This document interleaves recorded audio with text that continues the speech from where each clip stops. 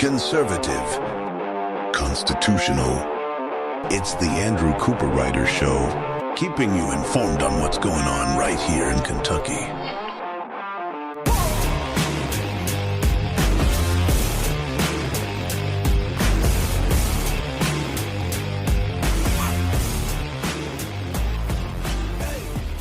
Today on the Andrew Cooperrider Show, the Chamber of Commerce here in Kentucky is often referred to as the Chamber of Communism in the conservative Republican circles because of all the things they almost inexplicably involve themselves in. It seems very odd when they're supposed to be promoting business and business community here in Kentucky. Well, we had one prominent person in the economic development community on KET recently, and he said something that host Renee Shaw kind of ignored, but the moment seemed super important to me as it helps explain everything that's going on here.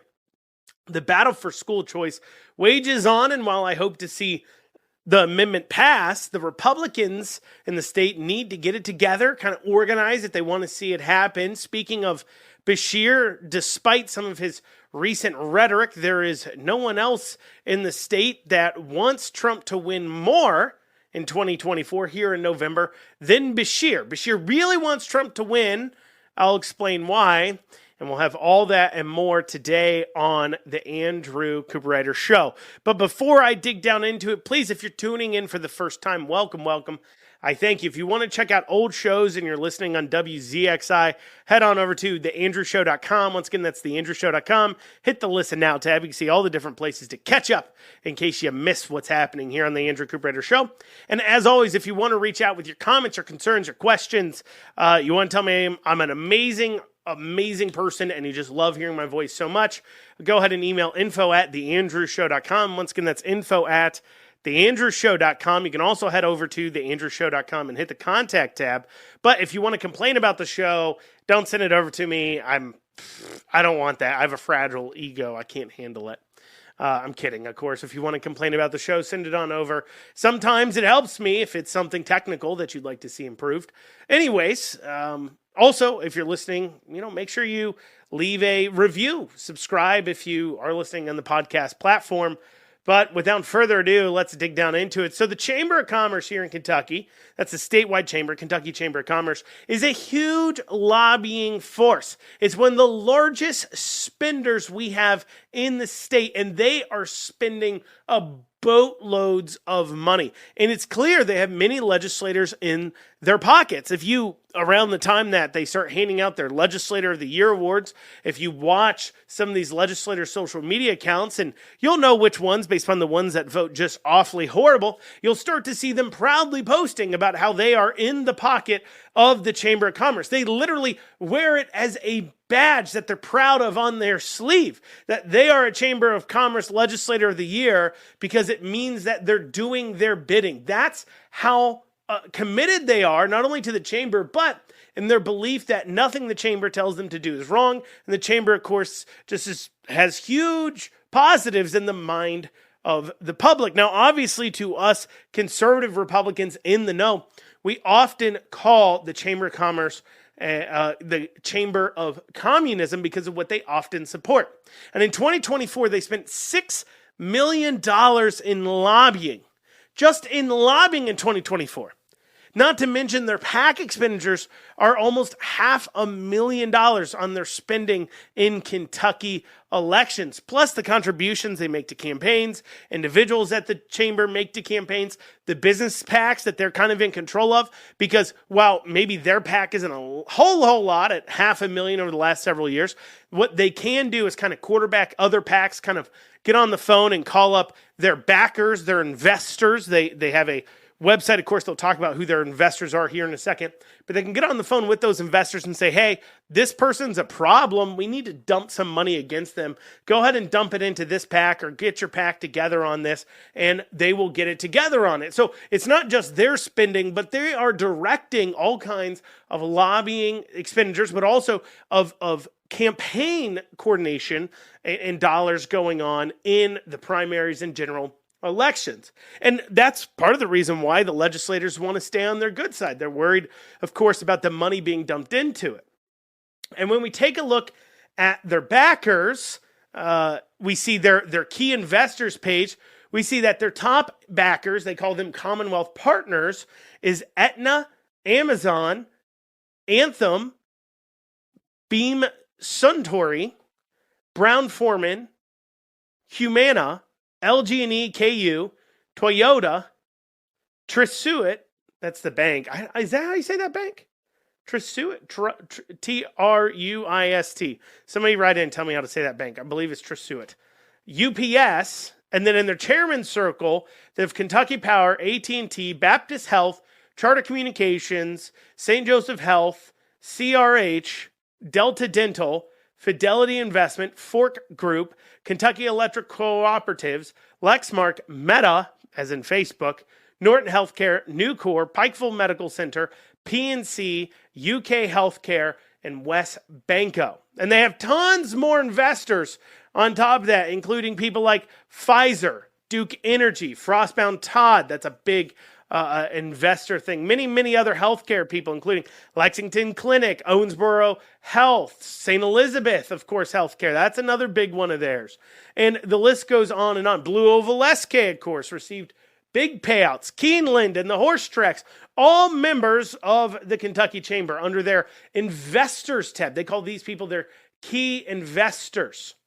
And so when you look at their backers, you'll see something kind of interesting, that they all are giant corporations, all big business people. That makes a lot of sense. You're going to get big money. You need to get it from big businesses. You're not going to get it from the small business owners. So when they're out there advocating for things, they're not advocating for what's best for your small local businesses. They're going to be advocating for what's best for those large conglomerates. And a lot of time what those large conglomerates want is regulations in place that lock out their competition and actually make it harder for the small mom and pop businesses to operate. And that involves government getting involved into something called central planning, into trying to control the marketplace. Now, with all that lobbying money, $6 million spent, there's something here in Kentucky that you have to do when you're lobbying, and that is you have to disclose the bills that you're lobbying on every year, every quarter. During session, it's like every month, but they have to release a list of the bills that they are lobbying on. And what bills have they lobbied on? What do they push for? Well, it's a long list of them. Senate Bill 15, House Bill 15, Senate Bill 50, Senate Bill 203, House Bill 7, House Bill 55, House Bill 120. The list goes on and on. They've got a couple dozen bills that they've lobbied on, and a lot of them make sense and some of them don't. And so when we come back here on the Andrew Cooperrider Show, we'll be digging in to take a look at what they're lobbying on exactly, and then how that plays into what they push for, because some of it makes it, but some of it gets really odd and off in the weeds, where you wonder, why would a Chamber of Commerce even care about that in the first place? And it's pretty easily explained when you look at some of their other actions as well. So we'll have all that and more coming back up here shortly.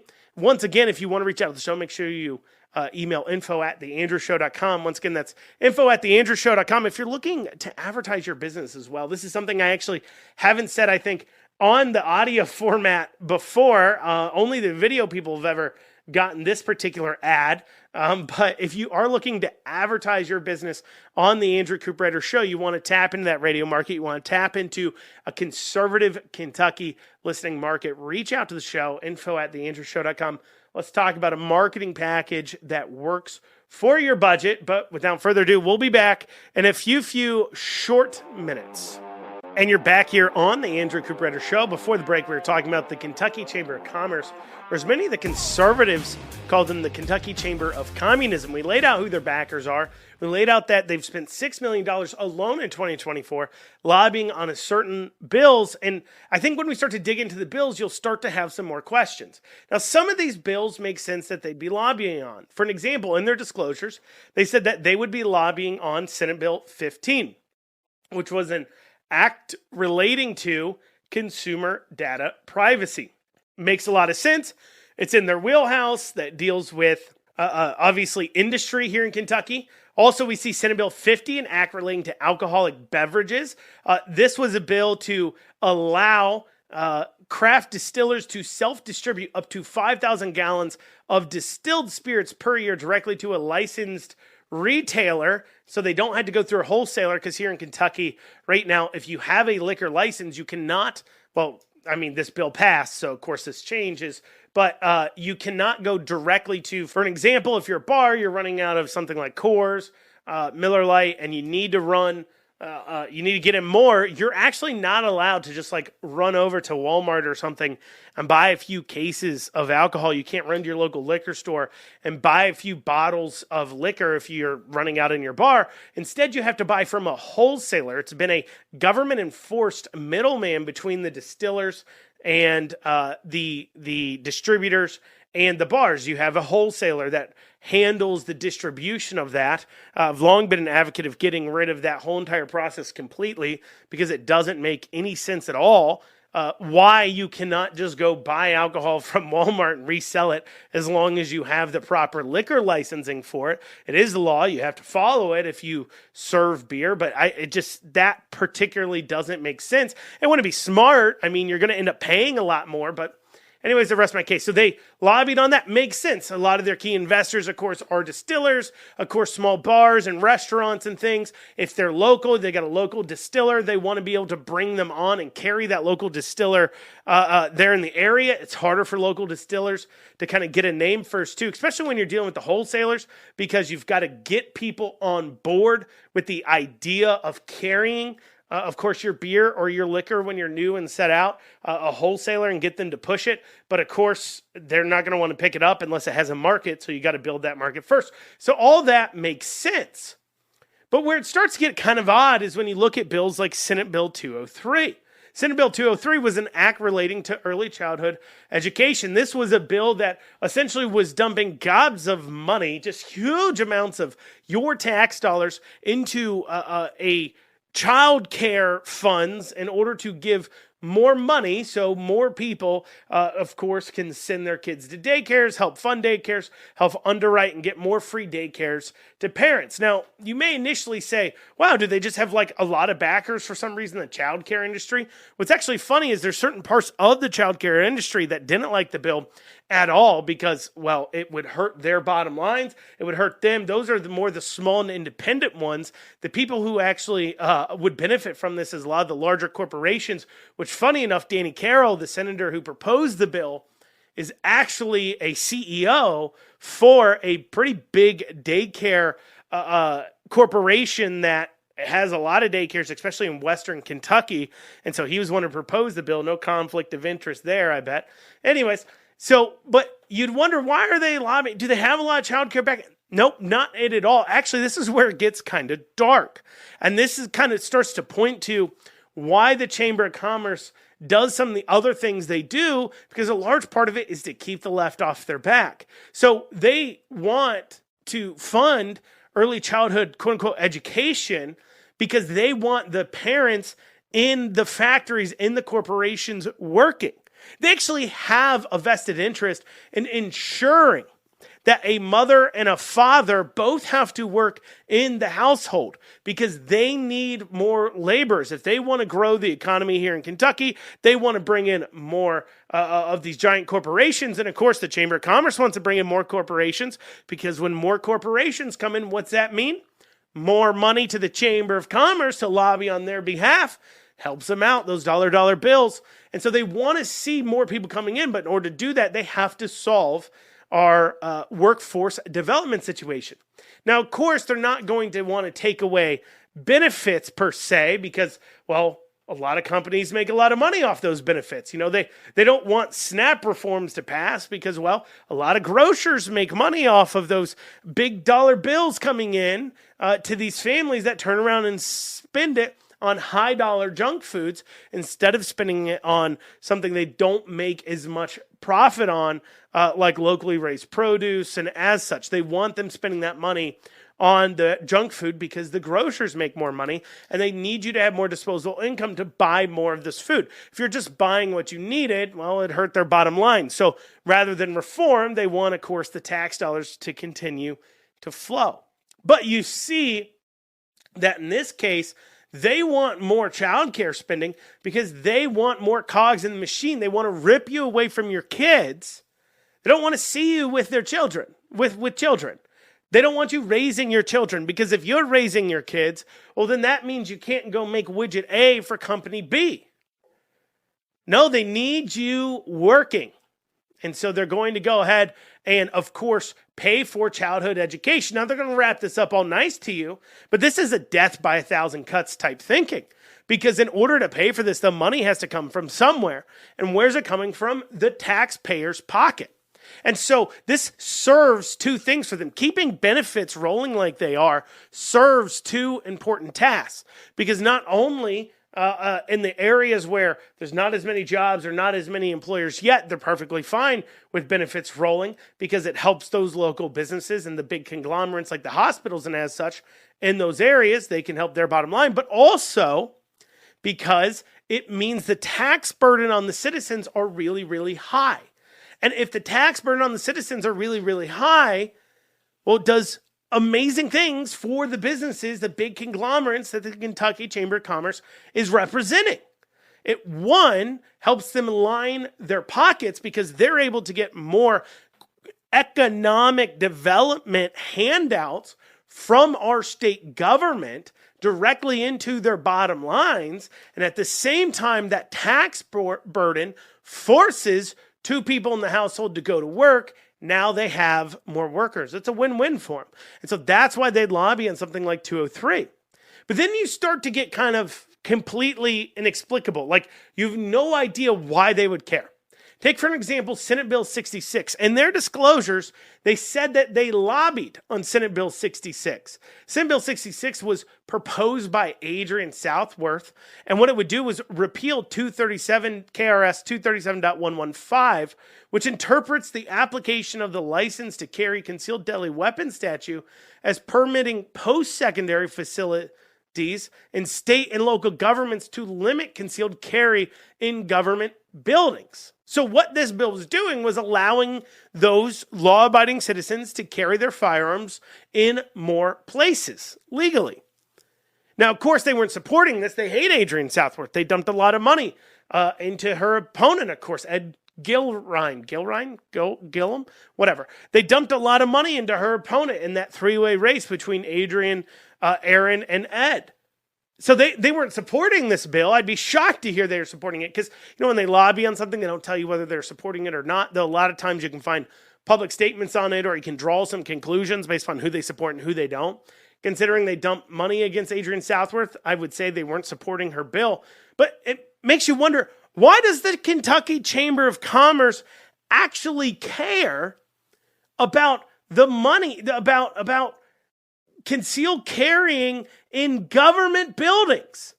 That doesn't affect private businesses at all. You can't even begin to make an argument that somehow private business rights are being violated when we're talking about government buildings and the ability to carry a firearm in them. Take, for another example, Senate Bill 2. That was an act relating to student safety. Some of you may remember this. It set up the guardians within the schools, where retired police and military could fill in for a school resource officer until the schools finally find one by going through a permitting process, and then they're allowed to volunteer for the position while they try to find somebody who can actually fulfill it long term. That's what Senate Bill did. It was all about what was going on in our K through 12 education and safety regarding it. Had things like trauma response teams, which longtime listeners know I have an issue with, deals with school mapping data, school safety. None of this has anything to do with businesses. It doesn't deal with private corporations at all. It has to deal with simply how government's operating within government. But yet, the Kentucky Chamber lobbied on it. And why did they do this? Why did they lobby on these pieces of legislation? Well, there's really two reasons for it. It's because, one, they're trying to kind of buy off the left in a way. They don't want the left to realize that they actually kind of are against the base voters, liberal voters on the left. They actually don't agree with them at all. I mean, take, for example, them lobbying on House Bill 128. Now, full disclosure, I disagree with what a lot of the left wants to say and do. The regulations they want to pass on businesses absolutely are killing to industries and would result in devastation, and also obviously aren't going to solve our problems. But they don't want, the Kentucky Chamber doesn't want the liberals in the state to realize that they are, because they don't want to work against them. They want to remain a prestigious award no matter which party's in power, because they don't want them to realize that they maybe aren't in agreement with them. For example, they lobbied against House Bill 128, which would require any employer doing business in Kentucky that receives governmental incentives or subsidies to pay its employees a living wage. Now, obviously, how do you calculate a living wage? That's kind of crazy liberal idea. I mean, what is a living wage? That it's hard to even quantify that. But it's just like a talking point, they say. But the chamber lobbied against it. They don't want the liberals to zero in on it. So they're going to do a few things like lobby on that bills and also a few other actions that they take. We'll be talking about that after this short break. And you're back here on the Andrew Cooperrider Show. Before the break, I was digging into, I'd gone over some of the bills, of course, that the chamber has lobbied on. Some of them make a lot of sense, but a lot of them leave us asking some questions. Why are they doing this? I pointed out first, a lot of it is to buy off the left. Take a look at something that they're doing, for example, at the chamber. Now, remember, I talked about their key investors. Every single one of their key investors, whose pictures are up on the website, I do believe every single one is white. Every single one is white. That's only important because why would a company whose Commonwealth partners, their key investors, are predominantly white, headed up by, of course, a white woman who I would say is pretty liberal? Why are they so concerned with things like putting together Kentucky's first ever one-stop shop of minority-owned business database? This was a big thing they talked about in the Committee on Race and Access to Equal Opportunity, where they talked about their DEI initiatives, including putting together the ability to search for minority-owned business, ignoring the fact that this obviously points to the fact that we have defeated racism. Racism doesn't exist anymore, apparently, because if you can create a minority-owned business list and nobody's looking at that to say who they don't want to shop for, people want to be on the list, they don't want to be kept off of it, it should tell us pretty clearly that nobody's trying to avoid those companies. I tell you, they're probably not racist, but of course, that victory goes over the head of everybody else. Instead, they proudly present this list of black-owned businesses, hoping you'll be racist to white people, and decide to do business with people based solely on their skin color, which would be, by definition, make you a racist. So they do stuff like that, and you know, it buys into, and I'm kind of explaining the first part of why they do these things, because it buys into this idea that we're going to distract you from all the evil we're doing, the redistributing of wealth by showing you something shiny off over here. Let me show you something shiny over here, okay? Let me get you looking this way, and then bam, I'm going to get you right upside the head with some evil, evil things like stealing money out of your pocket and giving it to giant billion-dollar corporations because, you know, it's funny. They like it. They like doing it. They enjoy stealing from you, the Kentuckian and American people, and giving it to the fat cats. They give them the money, give them the commissions in return. And so to distract you from the fact that they're kind of doing some evil things, they'll go ahead and put out a racist minority list of business owners. They'll go ahead and lobby for pieces of legislation that really have no thing to do with the private business industry at all. It's really more on the social side of things. But it's also not just because they're trying to shape that side of things. There's another reason why. And it became pretty clear to me when I was watching KET and Renee Shaw had on an individual who's pretty well known in the economic development side of things, Jason Rainey. Let's take a listen to what Jason had to say about how he defines economic development, something that, of course, the Chamber of Commerce is big into. Let's take a listen to that. Yeah. I want to talk to you first, Jason, about how do you define economic development? What does it mean in terms of everyday application to everyday life? I think anything we can do to continue to improve the quality of life for Kentuckians is how I look at that. You know, traditional economic development, strictly looking at industrial type projects, it's taken more of an approach that looks at the complete opportunity there, right? Retail, culture, community life. How does that all tie into attracting companies to our communities? Yeah. So you can hear pretty clearly there Jason Rainey saying that he believes, in case you missed it, that economic development isn't just simply making sure you have utilities in place, making sure you have roads and infrastructure, support business growth, handing out tax incentives and other things to get businesses to come to an area. He says it's also about the culture. They want to make sure they shape the culture so these big corporations want to come to Kentucky. And why do these corporations care about the culture? Well, in the same reason why the Chamber of Commerce cares about whether or not the liberals have a good public perception of them, because they do some really messed up evil things and don't want you to notice. Actually, Vivek Ramaswamy, who's of course ran for president, kind of on the national stage now, I got to know him by reading his book. And in his book, he talks about a few examples of just corporations using liberal talking points to distract from some of the bad things they're doing. For an example, some of you may remember when the statue, this example he gives in the book, the statue of the young girl in front of the raging bull on Wall Street was erected, basically trying to show girl boss and woman power and et cetera, et cetera. In fact, the investment firm that went ahead and built that statue created a special fund that would invest in women-led businesses.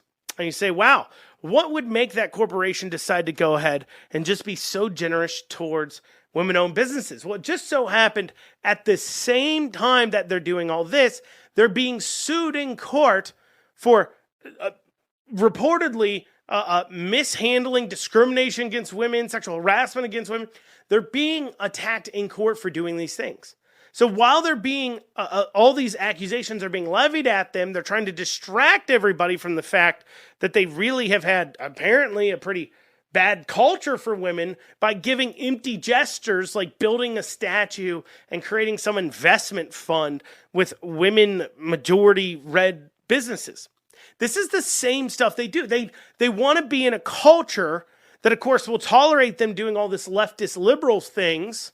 So that way the fat cats can line their pockets while the general people, the liberals who can have their beliefs co-opted. That's why we see so many of these companies, of course, changing their logos to rainbows as well for, LGBTQ month, because they're trying to co-opt their social movements and make it work for them to hide what they're doing. But they need a culture to be really, really accepting of them doing those things. They need a culture that's focused more on, are you green enough? Do you have enough people of the right skin hue at your company? Are you changing your logo to rainbow flags? And if you're not doing those things, they want you distracted by those things, because if you're not asking yourself that about a company, you might start asking, is this company doing evil things? And should that mean we don't invest in them? Should that mean we don't put our tax dollars to them? Should that mean that you as a consumer don't buy their products anymore? You as a worker maybe don't want to work there because you don't want to partake in evil things. They don't want you asking those questions. But that would be the free market working. You see, a lot of liberals and Democrats listening to this would point at that and say, see, that's why we need more government regulations. They're using government as the go-between to steal from you. But if it's just a free market at work, we'd care about things like your quality of product, your ability to deliver value for dollars, your ability, are you doing some awful things to your employees and to the environment? We would care about those things, obviously, as consumers, but now hold on. You don't got to worry about the government's handling that. We'll pay them off. And we'll show you all these other frou-frou things to make you think we really care. I know it was kind of a lot longer than I thought, so I started out saying we'd cover a lot more than we'd probably get to on Beshear, but you know what? Let's dig down into it and try to get as much covered here on school choice and Bashir as possible. And they're organizing the people against school choice, but those supporting school choice, they're not as organized. They're kind of disorganized. You'd really start to see the Republican Party, or at least the legislature that passed this amendment. They don't want to see it fail. You'd hope to kind of get behind it. And one of the problems they have is they don't really have a front person for the pro vote yes on the school choice amendment. You know, you would think on the left they have a front person. Of course, they have Jacqueline Coleman is their most prominent front person, of coming from public schools, being the lieutenant governor, one of the only two statewide Democrats, people of note in Kentucky. She's kind of being the spokesperson against the amendment, but you also have Bashir obviously backing her up. But on the Republican side of things, you're not really seeing a spokesperson in order to push the amendment forward. There's a reason why. It's because of how the establishment operates on a lot of these things. And if they don't get it together and get over themselves and stop looking at this as political opportunities to expand out individual power and instead recognize the greater calling here of getting school choice passed, I don't think it will end up passing. But the problem is that politics has never really been about a greater calling for a lot of them.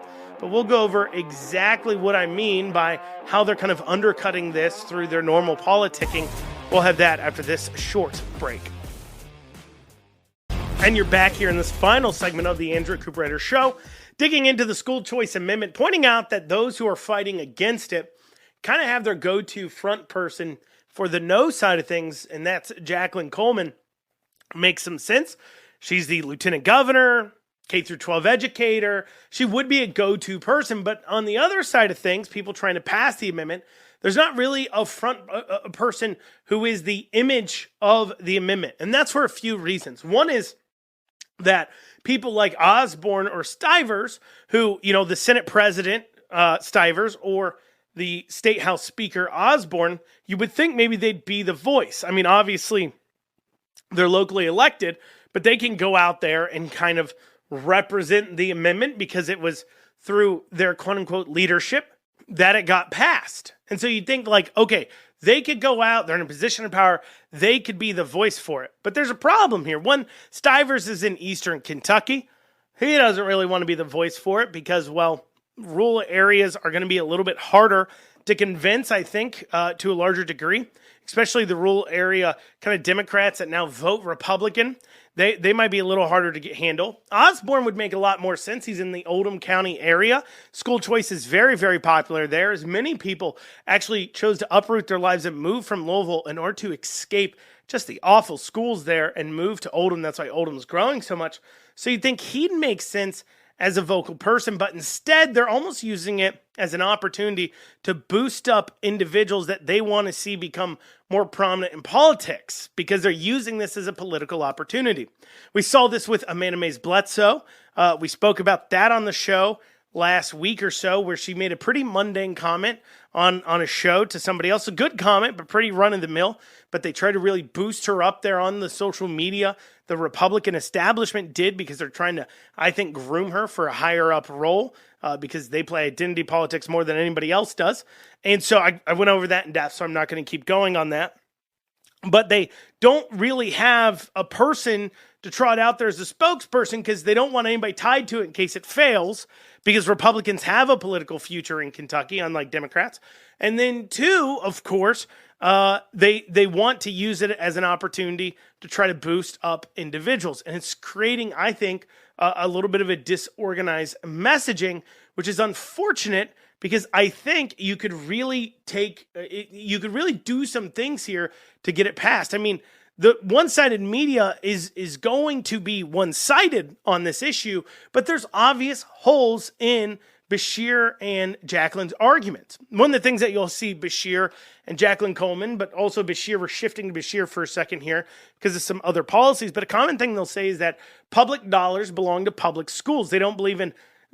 They say they don't believe in public dollars going to private entities. Now, on a regular basis on this show, I've pointed out how ridiculous this claim is because, of course, private entities do so much for government, including private contractors building the buildings, paving the roads, doing the infrastructure pushes, private contractors maintaining their buildings, literally private contractors, private companies putting their software that the entire state runs on. Like, those are private businesses pulling in public dollars. So obviously it's ridiculous, but it's even more ridiculous when we look at a problem that Beshear himself actually noticed back in 2019 when he was first running for governor against Bevin. Let's take a listen to him point out what this problem is. But I tell you what, unlike this governor, I will never support private prisons. We will close the private prisons that he has opened in my term as governor because it is our duty to ultimately take that role. Now, you say, Andrew, did he say he wanted to shut down private-run prisons? That's right. Public tax dollars going into private prisons. He came out and said, you know what? I'm against that. We should end that. Now, if he actually believed that and that was his actual viewpoint, it would be consistent with his anti-school choice position. However, that is not actually what ended up happening. Instead, those private prisons he promised to shut down, well, they're open and thriving and growing here in Kentucky. Part of that could do with the big donations they've been making to political people, including they donate money to Republicans, but they also donated $155,000 to the Democrat Governors Association for Beshear's 2023 re-election campaign. You'll hear that Beshear didn't make the same promises about shutting down private prisons before. But that would seem inconsistent, obviously. If you're so against public dollars going to private entities for profit, well, then you'd really be against then private prisons. I mean, I can even make an argument to be against private prisons, and it should be about the blind views of justice, and of course, private prisons add to that. I could make that argument, not saying that's what I believe, but I'm saying that is a reasonable argument I think somebody could make. However, private prisons that Beshear hasn't shut down, their requirement is to simply spend 10% less than the other prisons do housing the same inmates. And so, much the same way, you could make an argument, ask Beshear, if the tax dollars being spent to educate kids, if a private entity could do it under the promise to spend 10% less, would you be okay with that? And if he said, no, I wouldn't be okay with it, blah, blah, blah, blah, blah, blah, he said, well, why were you okay with it? Why are you okay that private prisons exist in the state? I mean, he promised to shut them down. They're still there, and they operate under the same exact opportunity. And of course, there's a reason why he doesn't actually have a consistent view on this. He underlined that even more when he was talking about universal pre-K. Under his universal pre-K plan that he was just hammering on this last budget session, he laid out a plan that would create vouchers for you to take your kids to any private preschool of your choosing. Of course, it would be at the taxpayer's expense, but he wanted to create a voucher system for more preschool, for universal preschool. But yet he's against that same thing when it comes to K through 12 education. And there's a reason why Beshear wants to kill it. And it's the same reason why Beshear, more than anybody else, wants Trump to win in 2024 here in November. And despite what he said recently at a Democrat dinner, he said apparently went real hard at Trump, hitting him on his convictions and as such. And Beshear's dad really excited about it. But Beshear himself is actually pretty excited about the prospect of Trump winning. Why? Well, Beshear has some pretty big sights he's got lined up on. He knows that his future in Kentucky is dead. He's not going to run for senator. But he is eyeing up a national spot, perhaps president, perhaps vice president. In fact, Fox 56 had a little short report on the topic. It's about a minute long. Let's take a listen to that. Over the weekend, the Iowa Democratic Party announced Kentucky Governor Andy Beshear will be the keynote speaker at an upcoming political dinner. Seats for the event start at $75. It's the latest speaking event the governor has traveled to out of state for, raising speculation about his future political ambitions. Earlier this month, Beshear spoke on abortion rights in Tennessee. In February, he was a keynote speaker for Montana's Democratic Party. Earlier this month, in a one-on-one interview, we asked Beshear about the growing political spotlight. Yes, while I'm traveling a little nationally and telling our story of progress with the temperature turned down, neighbors no longer yelling at neighbors, how we govern based on where people live, jobs, infrastructure, healthcare, public safety, public education, things that we can all get behind. My first duty is always here. Beshear also launched a political action committee in January focused on electing Democrats in right-leaning and swing states. Interesting, he's going to Iowa, right? One of the first presidential caucus states. And of course, nothing to do with Kentucky. But that goes into why Beshear really doesn't care. The things he's pushing on right now in Kentucky, when you're like, they don't make sense, they don't align with Kentucky values or what's important to Kentucky, it's because he is not running to be elected by Kentuckians now. He's running policy here in Kentucky because he is trying to get a national approval for what he's doing. And coming tomorrow, because I'm running up a course on some time here, I got to end today, but tomorrow we're going to talk about some of these initiatives he's putting in place that are not good for Kentucky. But despite the fact that they're not good for Kentucky, he'll go ahead and push for them anyways because he's trying to get those national acolytes. So we'll hit back on that again tomorrow. Well, not again because I didn't really cover that, but we'll pick this back up. Going to talk more about Beshear and what he's doing, explain his actions back here tomorrow. I hope you all have a great rest of your day.